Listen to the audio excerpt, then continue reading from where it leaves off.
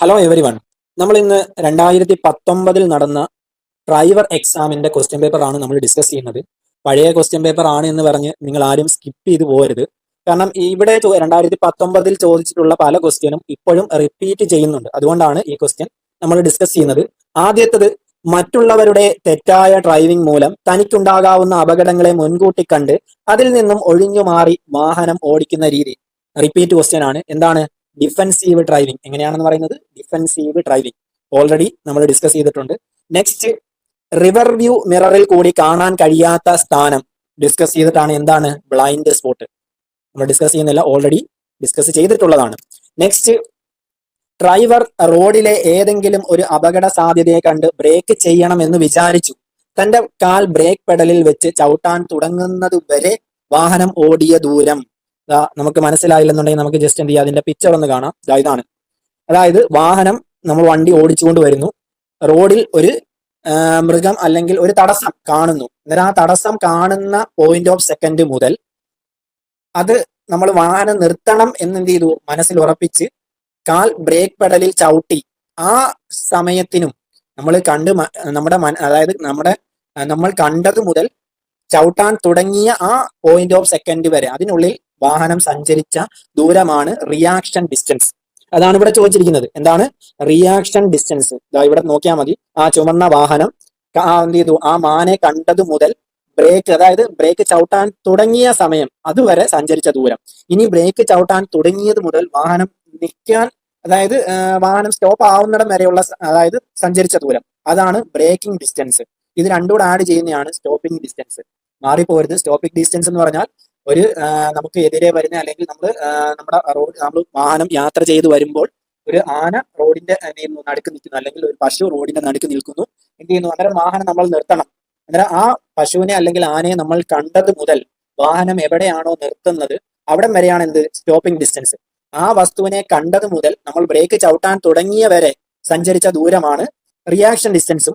Break ചവിട്ടാൻ തുടങ്ങിയത് മുതൽ വാഹനം നിർത്തുന്ന സ്ഥലം വരെയുള്ള ഡിസ്റ്റൻസ് ആണ് ബ്രേക്കിംഗ് ഡിസ്റ്റൻസ്. ഇവിടെ ചോദിച്ചിരിക്കുന്നത് എന്താണ്? റിയാക്ഷൻ ഡിസ്റ്റൻസ് ആണ്. മാറിപ്പോരുത്. റിയാക്ഷൻ ഡിസ്റ്റൻസും ബ്രേക്കിംഗ് ഡിസ്റ്റൻസും മാറിപ്പോരുത്.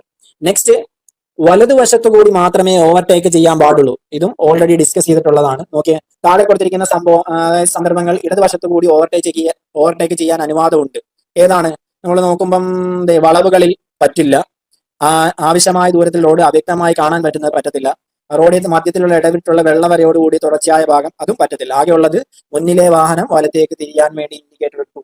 അന്നേരം എന്ത് ചെയ്യാം? നമുക്ക് ഇടതുവശത്തു കൂടി എന്ത് ചെയ്യാം? ആ വാഹനത്തെ ഓവർടേക്ക് ചെയ്യാം.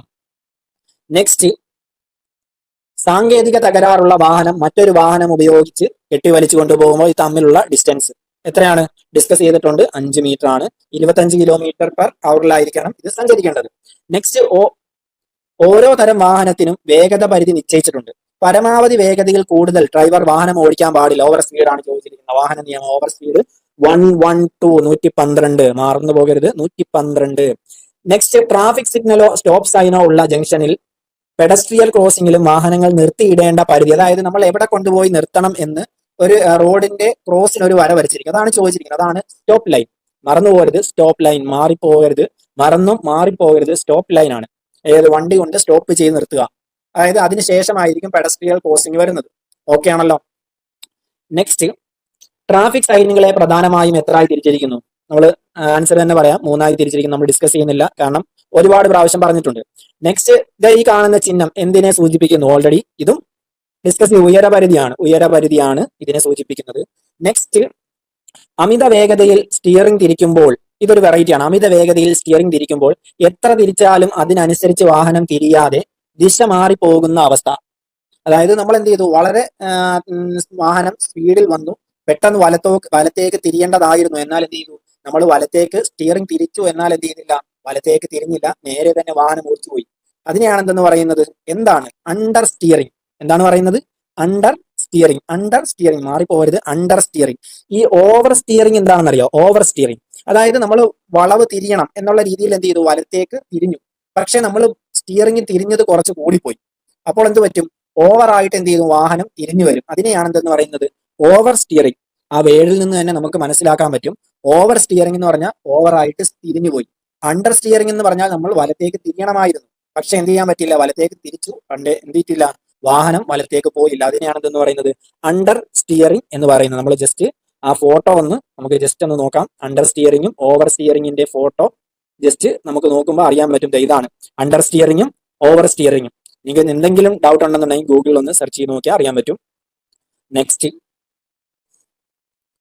മോട്ടോർ വാഹന നിയമം 1988 വകുപ്പ് 185.